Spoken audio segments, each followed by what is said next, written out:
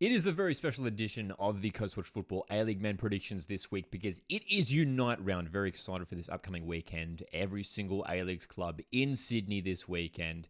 Let's jump into the predictions. Macarthur FC taking on Western United.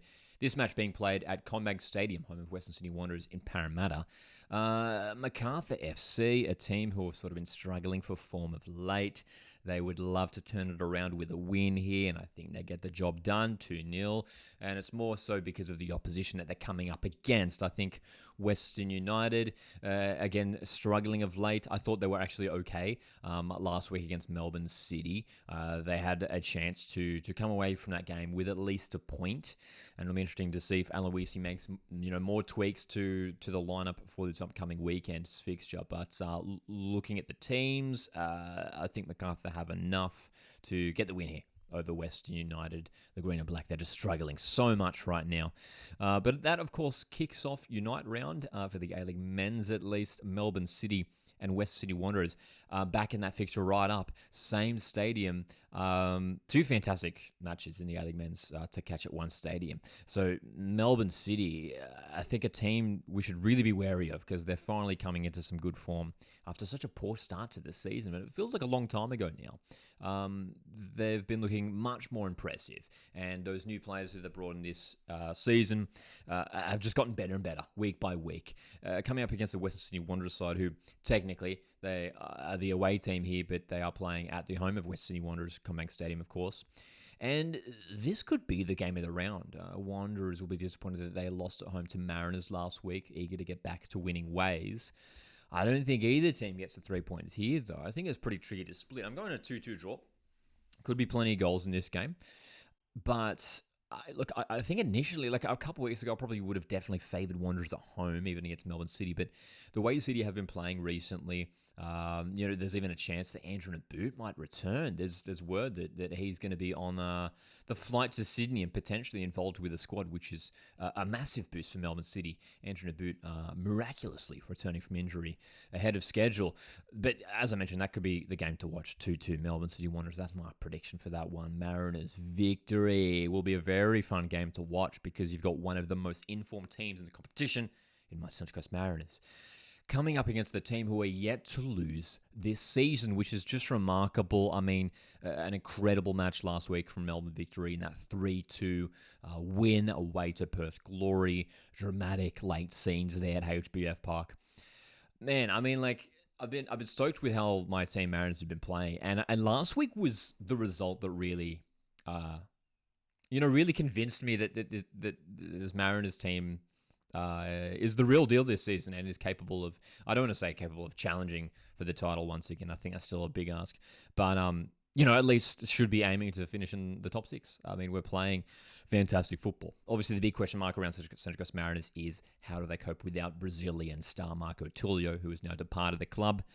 Of course, Bruno Fornaroli, currently on Socceroos duty, so he is not at Melbourne Victory right now. So a couple of key players who are not in the teams for this upcoming fixture. Last time these two teams played, it did end in a 1-1 draw. I'm back in the same result. I'd be stoked if Mariners got a draw here against a good Victory side. Man, I think that would be a big win for Mariners to at least get a point here.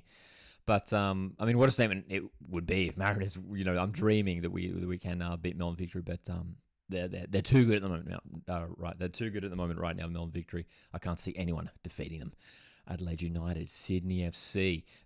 This is the second of those two matches being played at Allianz Stadium on Saturday night.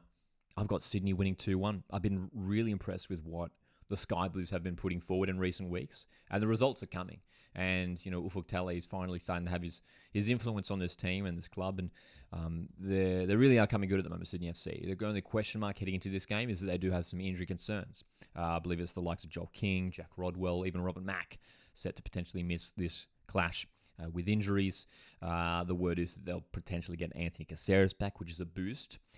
The Reds, I'm worried about Adelaide, man. I mean, like, on their day, we always know, regardless of where the Reds are on the ladder, they're capable of getting a result. But I'm not super confident with the way Adelaide are playing at the moment. It's a little bit leaky at the back still, the Reds. I think Sky Blues should be getting a win here at their home stadium, Allianz Stadium. 2-1. Could be a narrow one in the end.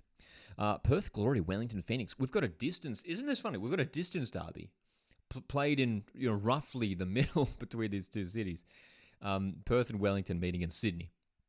And this will be quite fascinating, this match, because two teams who I don't want to say have been their form has halted in recent weeks. Obviously, different situations, different ends of the ladder.